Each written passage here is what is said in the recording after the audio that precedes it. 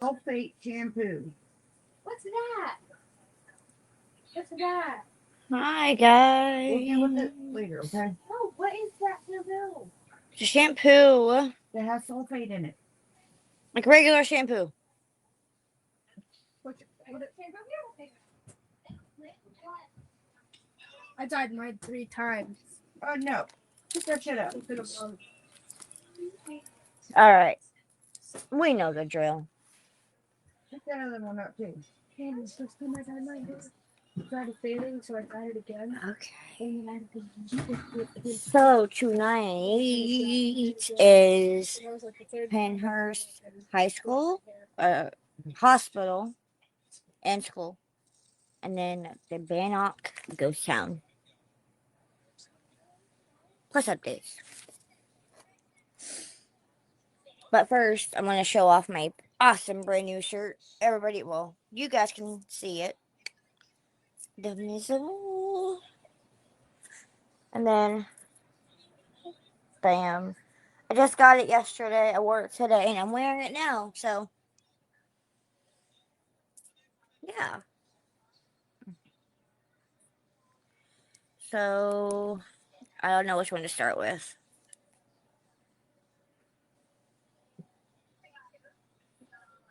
Decisions. Oh, we'll just go with the ghost town first. I know it's shaking it up because we haven't done a ghost town before. We haven't done a town before on the show, which is really, really not normal. But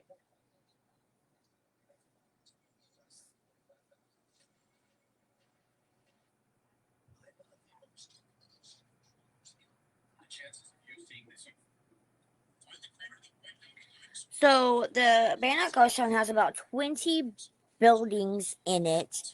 And it has points of interest preserved and stabilized, but not renovated. So, like when I was doing the research on it, I was looking at the pictures and stuff. I mean, it's actually pretty weird. It looks like a movie set of sorts, like of a western. I couldn't think of it, but they're not preserved in any way, shape, or form. They might be now because I didn't look into it before decided to do it, but they were located all on one street. So think of a western and of all the old buildings.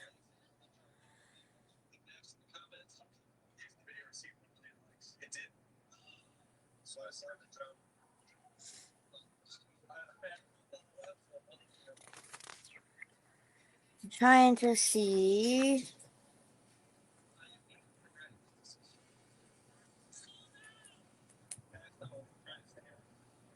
So there is a building that is still used for community events. Like you can buy self. Hi, cat.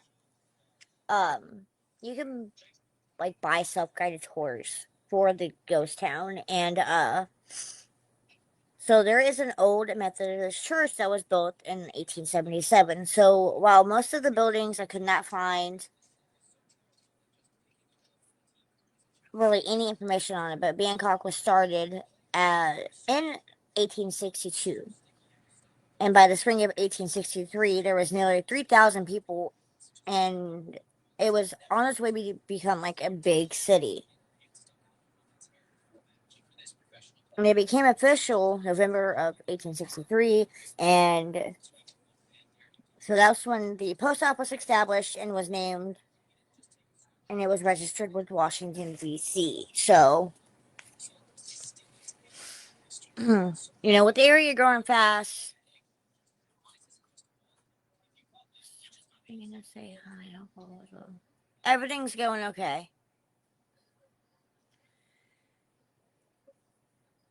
So it was there was territorial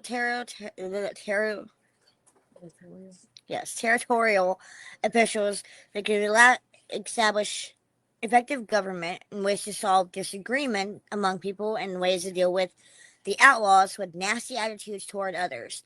So in 1863, While it did have Chief of Justice Sidney Egdorn living with them, he had no way of backing up local authorities because there was no federal marshals to back up the law in Bannock. So to avoid any more troubles among the miners, because there was miners and they found gold in the river, and so that's why it became a very popular city. And Bannock is located in Beaverhead County, Montana, and it's located on the Grasshopper Creek, approximately 11 miles upstream from where Grasshopper Creek joins with Beaverhead River south of Dillon. And it was, like I said, founded in 1862, a National Historic Landmark managed by the state of Montana as Bannock State Park now. And it was named after the local Bannock Indians. Bannock was the site of major gold discovery, like I said, in 1862, and it served as the capital of Montana Territory briefly in 1864 until the capital was moved to Virginia City. It was a mining town, and it had a dwindling population, and the last residents left in the 1970s. And at the peak of the population of at its peak, about 10,000 people lived there. Extremely remote. It was connected to the rest of the world by the Montana Trail. There were 3 hotels, 3 bakeries, 3 blacksmith shops, 2 stables, 2 meat markets, a grocery store, a restaurant, a brewery, a billiard hall, yeah, whatever, and 4 saloons. Though of all the businesses were built of logs and some of them had decorative false fronts. Now, so the town's founders was Dr. Leavitt, a physician born in Cornish, New Hampshire, who gave up medicine for a time to become a gold miner. He arrived in 1862 and alternately practiced medicine and mined for gold with pick and shovel.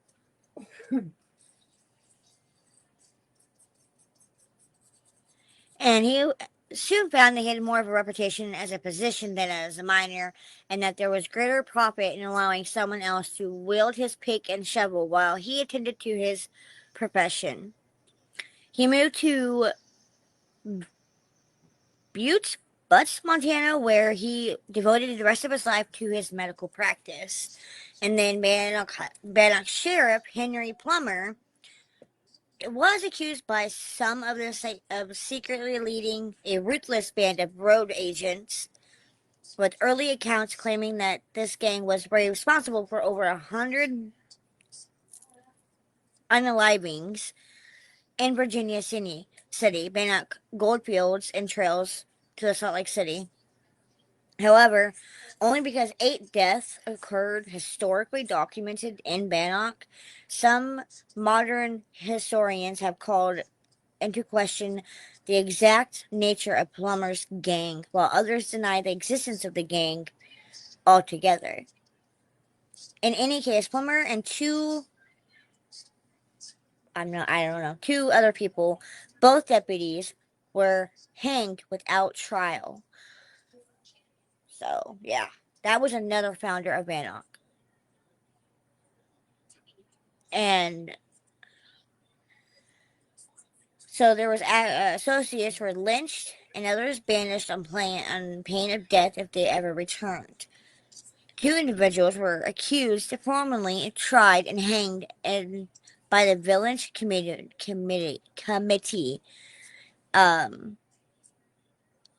Nathan Pitt Longford, the first superintendent of Yellowstone National Park, was a member of the village committee. So he was part of the committee that got people hanged.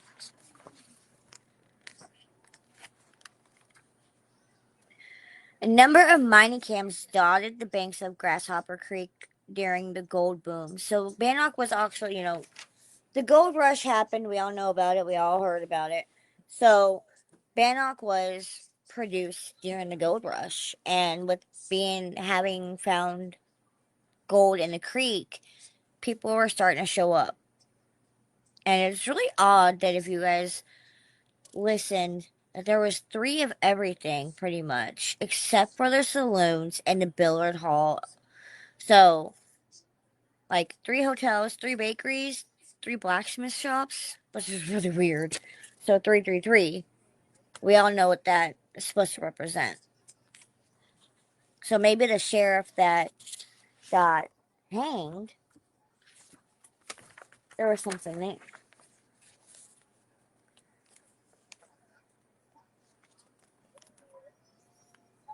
And it is now part of the state park. So you're going to have to like go and pay for to be able to see the state park now. And there were, people lived there for short periods of time and considered extensions of Bannock. There was the there was consideration to extend Bannock, and referred to as an addition to Bannock. The Yankee Flats adjoined Bannock and was referred to as an addition to Bannock.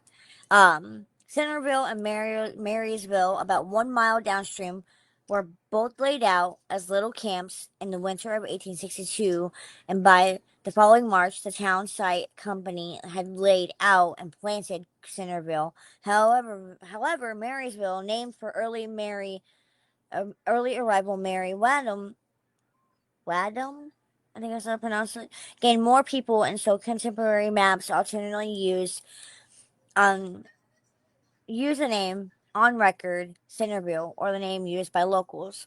Uh,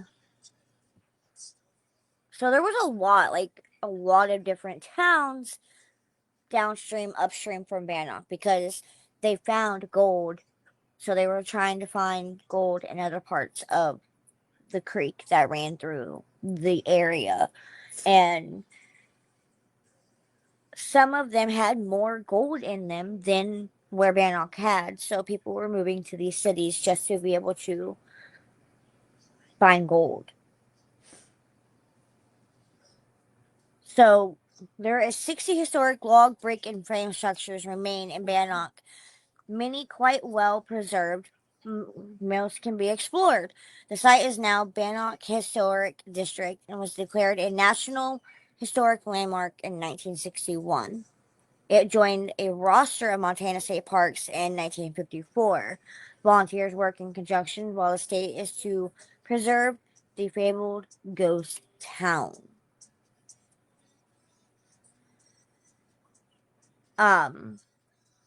So they do have a thing where they call it Bannock Days. I'm not, like I said, I haven't didn't look up anything before I did the episodes, and I'm so sorry about that. But I promise, next year when I revamp the show, I will do it how I normally do it. Right. I hope. I hope. We'll see what happens. Because it wouldn't be my show if something went awry and wrong. Um,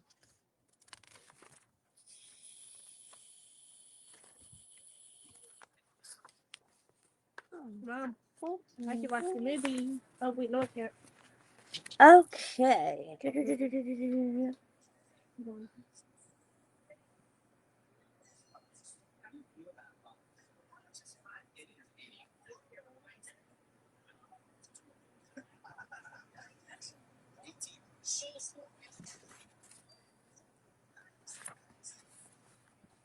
I am trying to find out where I put, so with with the reputation of gold being there and everything, with the gold rush being happening, it gained reputation for the So the new Demon Slayer has like 4 parts to it. So it didn't have a law in it. So people knew about this. So there was a lot of unalivings that happened there, and then with the neighboring Indians part of the town,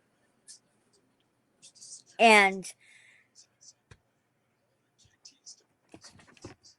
so who knows like how many people were actually unalived in the city. You had the saloons there. You had the sheriff and his 2 people when supposedly they had a gang, and because there was a lot of gold in Bannock. So, did the sheriff actually have a gang of over 100 men that came through and was starting to unalive people because the gold was so high at this time? But you'll never know, I guess. Not unless the citizens that never left the town speak. So the Hotel Mead, which is one of the hotel, it's a solid, impressive two-story brick building, and it was constructed in 1875, used as the first Beaverhead County courthouse because of the town Bannock at the time was chosen to be the county seat. Unfortunately for the town of Bannock, the county seat was moved to Dillon in 1881, and Dillon was a growing city and became a flourishing freight center.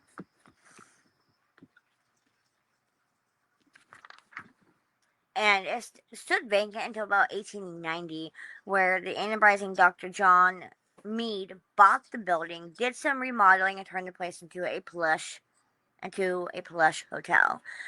The Mead Hotel became a center of town's social activity, bringing a sense of civility to the community, as well as providing a place to stay for visiting people who needed a temporary home. The hotel was host to major social events and receptions.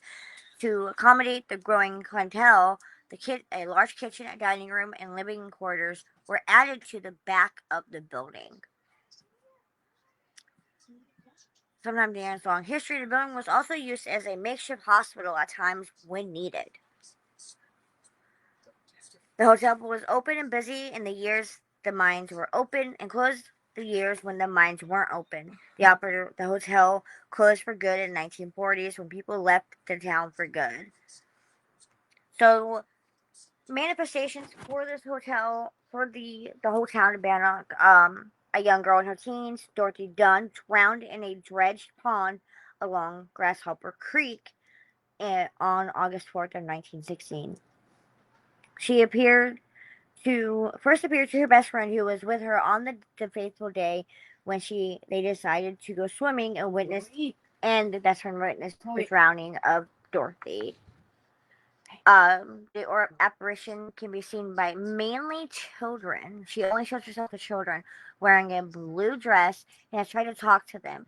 She also is being seen looking out one of the second-story windows in one of the guest rooms, or perhaps a large front room with a balcony which overlooked the street.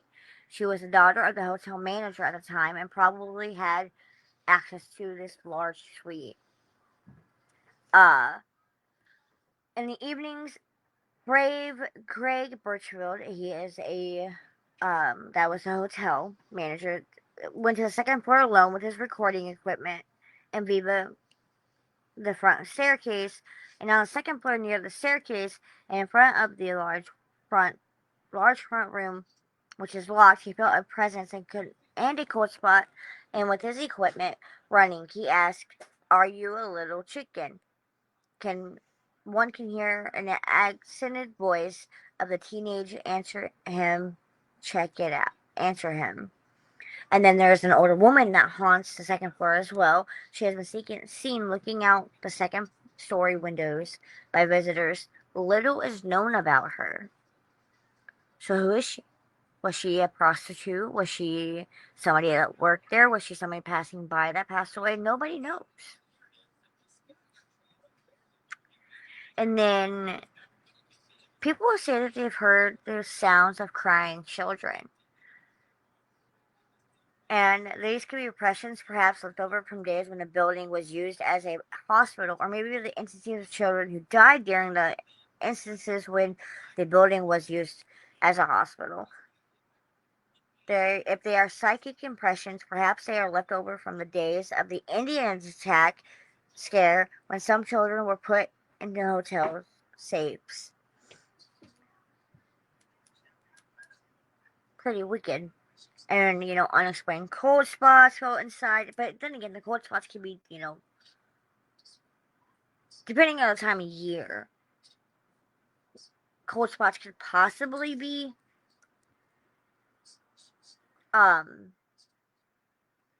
debunked.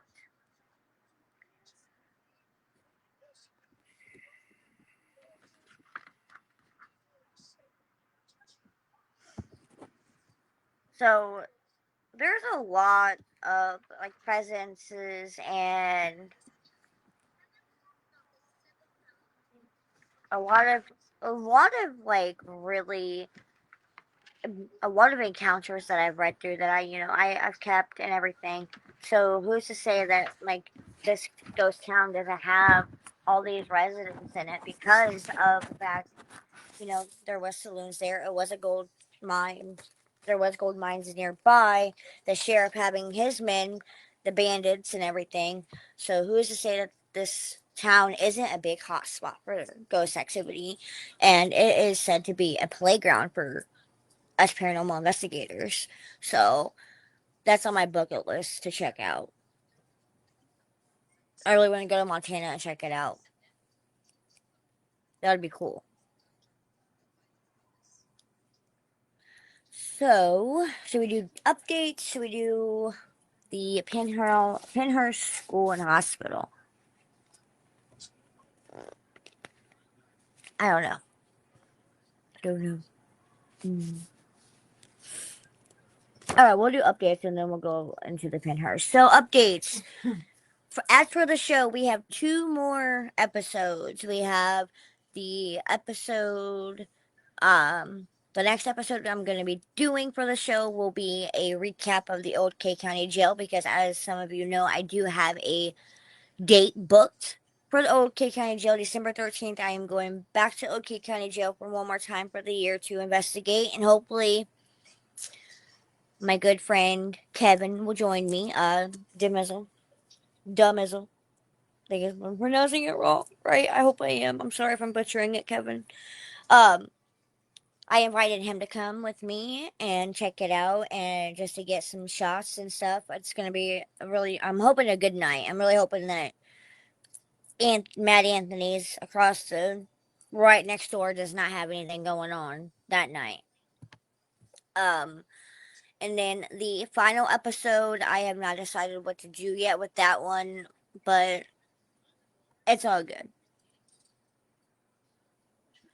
And then next year, when I bring the show back, hopefully I'm going to bring it back late spring, early summer.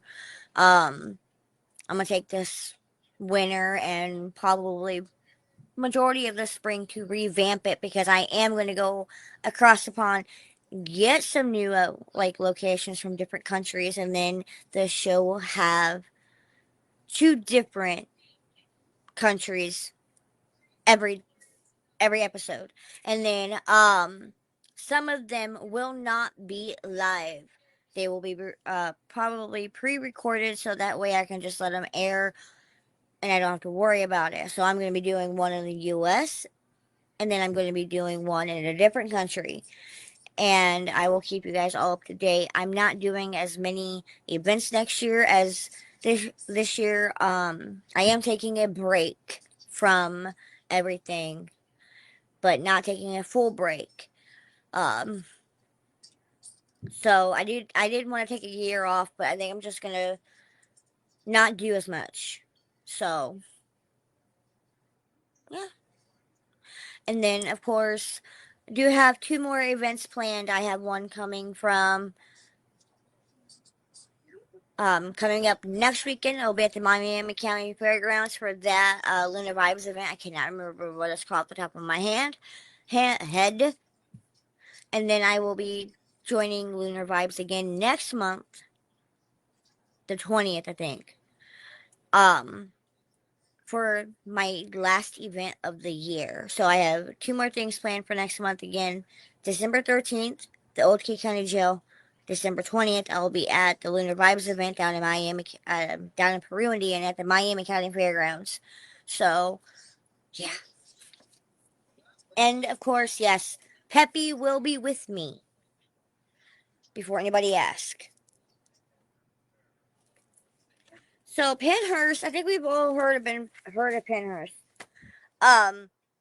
It was originally known as the Eastern Pennsylvania State Institution for the Feeble-Minded and Epileptic, and it was the institution was for the mentally and physically disabled individuals of southeastern Pennsylvania.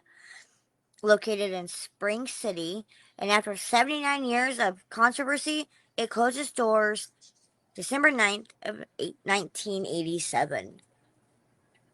Um,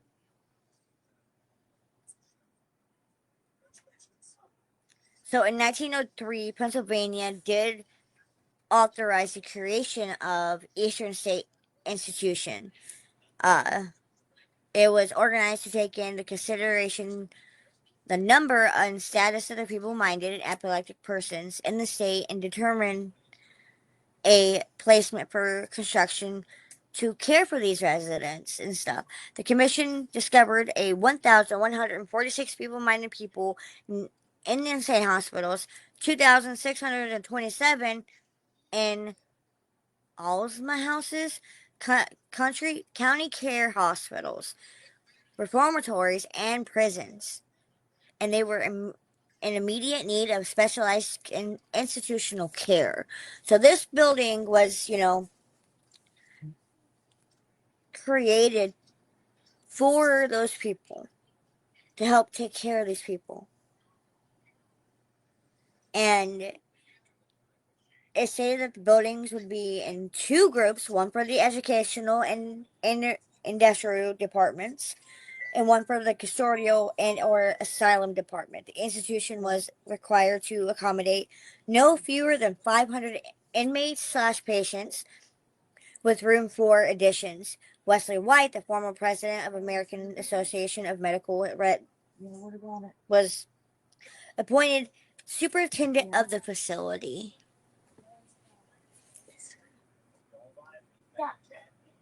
Thank you for the likes. Sorry, I'm not trying to ignore anybody. I'm just trying to do my show.